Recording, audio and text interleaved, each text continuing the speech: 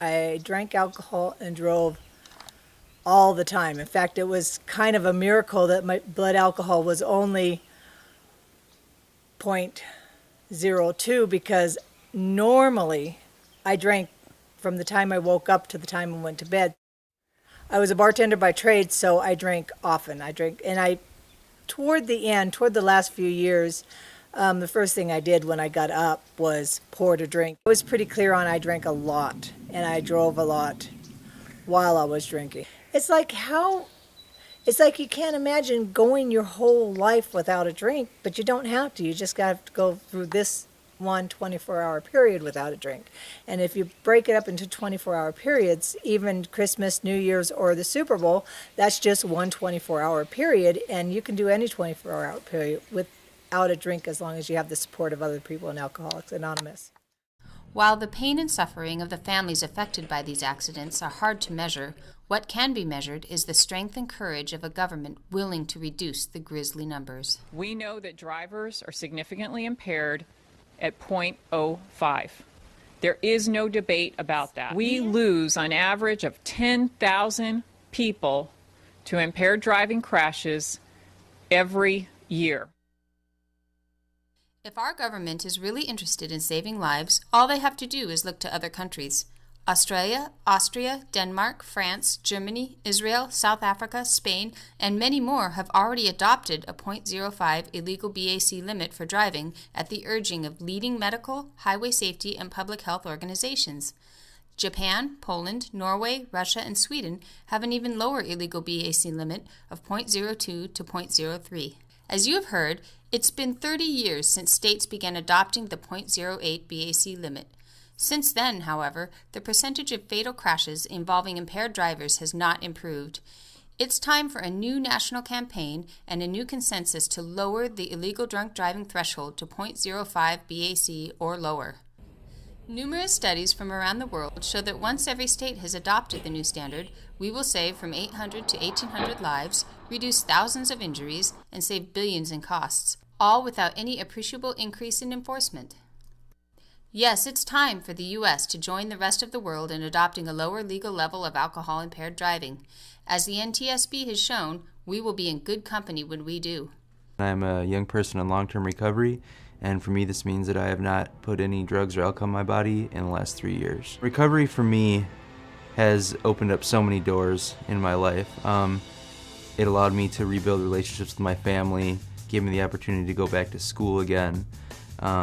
It gave me the opportunity to have human relationships in general. I had an alcoholic father and a workaholic mother, and I was primarily raised by my grandfather. And so I grew up around the culture of drinking and drug use. And so I had my first drink of alcohol when I was in 8th grade, and I smoked pot for the first time when I was in 8th grade. Oh! Let's go, Chloe! Here we go! Chug, chug, chug, chug, chug, chug, chug, chug.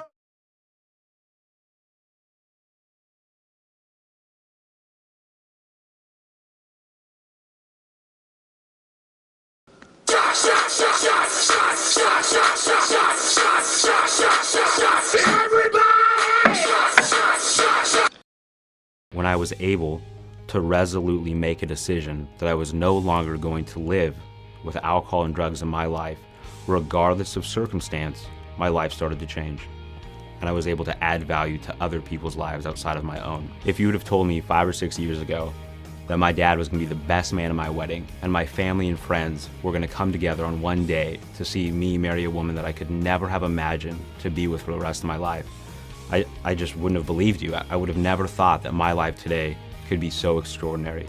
Not only filled with faith and family, but a lot of fun.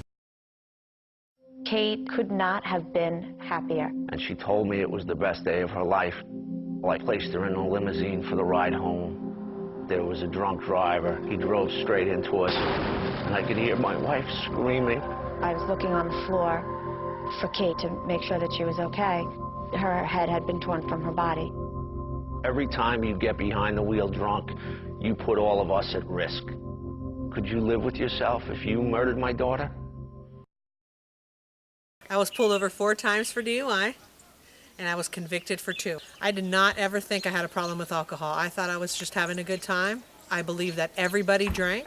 I'd say a couple things. My advice to someone in a DUI class would be, 1, the advice that woman gave me, or what she said to me. If you drink, you are going to drink and drive. You're going to continue to drink and drive. And for me, that was scary, because if I continue to drink and drive, the percentage that I'm going to drink, drive, and kill someone rises, and I could not live with that. It's something that I've learned being sober, is that people who do not have a problem drinking do not think about not drinking. You know, if you have to plan your drinks, if you have to think about not drinking and not driving, there's a problem there.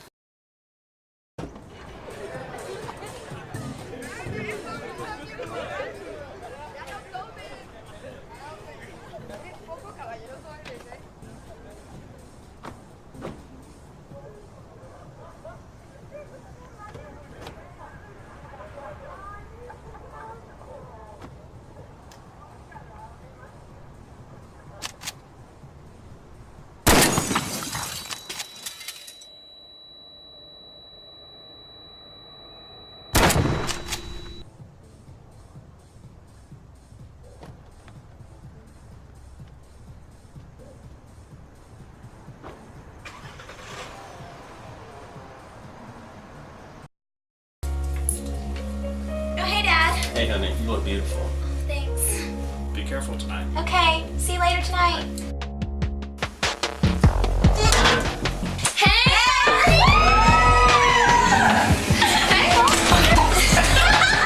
Hey, give me some more. Let's go. Ready?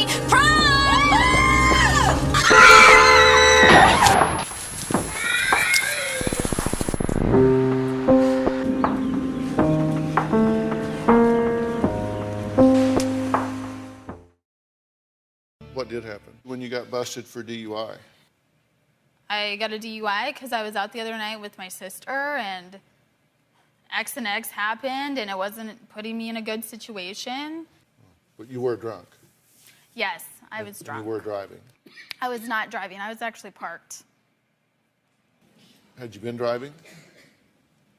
I was parked for 2 minutes. Yeah. Had you been driving before that 2 minutes? Yeah, I drove around a corner and parked, and I was still in my car. And then 2 minutes later, a cop came over. So you were driving Around a corner, yeah. drunk? Yeah. Yeah. That would be a yes? I wasn't driving, so no, I was not driving drunk. Well, I thought you said you were driving.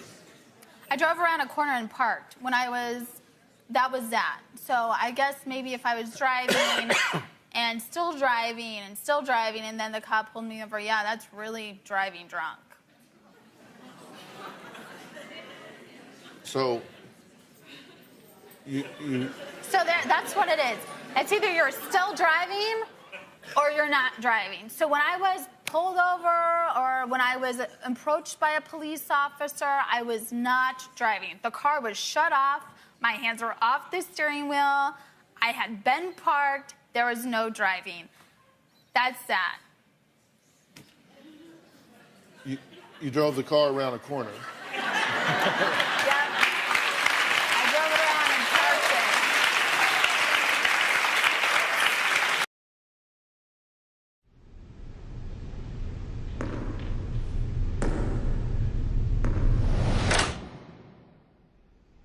I'm so sorry. You did everything.